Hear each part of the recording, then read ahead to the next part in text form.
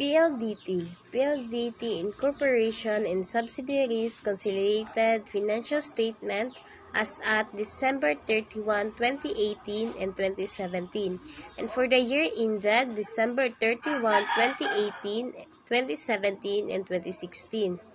We have the financial statement. We have consolidated statements of financial position, consolidated income statements, consolidated statement of comprehensive income, consolidated of changes in equity, consolidated statement of cash flows. We have the financial ratios. Current ratio equals the current assets over the current liabilities. In 2018, the current assets we have 482,720 over the current liabilities 192,666 equals 2.51. In 2017, the current assets 459,699 over the current liabilities 168,091 equals 2.73. The interpretation of current ratio. The current ratio is the classic measures of liquidity. It indicates whether the business can pay debts due within 2 years out of the current assets. Next is working capital equals current assets minus the current liabilities. In 2018, the current assets 100,657 minus the current liabilities 192,666, and the total working capital negative 92,009. And 2017, current assets 89,699 minus the current liabilities 168,091 equals working capital negative 78,392. The interpretation of working capital: a company with too high a ratio is not doing enough to put its assets to work. The goal then is to find a company whose assets ratio reflect an ability to immediately meet all the current liabilities, but just barely in most cases. Next, return on equity equals net income over the average total shareholders' equity. In 2018, net income 15,973 over the average total shareholders' equity 17,504 equals 1.083. In 2017, net income 13,466 over the average total shareholders' equity 15,550 equals 0.86. In 2016, 20,162 in net income, 17,557 average total shareholders' equity equals 1.49. The interpretation of return on equity. Return on equity measures profit as well as efficiency. A rising return on equity suggests that a company is increasing its profit generation without needing as much capital. It also indicates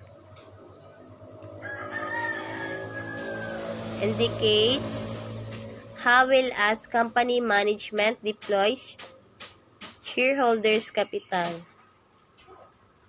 Next is net profit margin on sale. Net income over net sales. In 2018, net income 18,973 over the net sales 73,916 equals 0.26. In 2017, net income 13,466 over the net sales 6,990. In 2016, net income 20,162 over the net sales 67,196 equals 0.30. The interpretation of net profit margin on sale provide clause to the company's pricing policies, cost structure, and production efficiency. Different strategies and product mix cause the net profit margin to vary among different companies. Next is price-earning ratio equals market price of stock over the earning per share. In 2018, the market price of stock 73,916 over 87.28 equals 846.88. In 2017, 68,990 over 61.61 equals 1,119.79. In 2016, 67,196 over 92.33 equals 727.78. Interpretation of price-earning ratio is determine the likelihood that the current trading price of the stock is beneficial or detrimental to the buyer. Historical triggers point of investigating the stock have been ratios. Next is dividend payout. Cash dividend paid common equity over net income. In 2018, 1,533 over 18,973 equals 0.080. In 2017, 1,575 over 13,466 equals 0.116. The interpretation of dividend payout, the payout ratio is the ratio of a firm total dividends paid to all shareholders to its total net income. Alternatively, you can think about it as the dividend on the single share of stock dividend by the earning per share of the stock.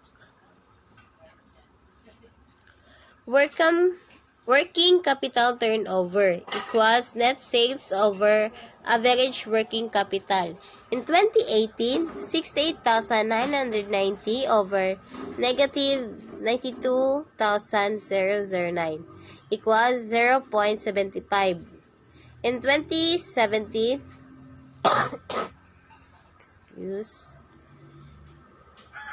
In 2017, 67,196 over negative 78,392 equals 0.86. The interpretation of working capital turnover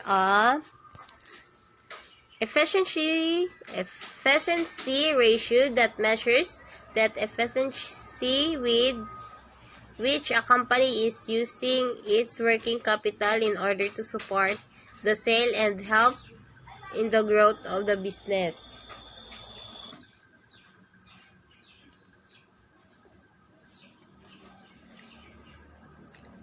Next is financial leverage equals total average asset over the total average shareholders' equity. In 2018, 482,750 over 17,504 equals 27.58. In 2017, 459,444 in total average asset over the 15,550 equals 29.55. The interpretation of financial leverage, one of the important financial measurements that look at how much capital comes in the form of debt, loans, or assess the ability of a company to meet its financial obligation. Next is asset turnover, equals net sales over the average total asset. In 2018, the net sales, 73,916 over average total assets, 482,750 equals 0.153. In 2017, the net sales is 69,990. The average total assets, 459,444 equals 0.150. In the interpretation of the asset turnover, build a relationship between the company's revenue and the company overall assets. It indicates how much revenue is the company making from each dollar of assets. Next is cash flow operating ratio. The cash flow operating ratio equals CFO over average total liabilities.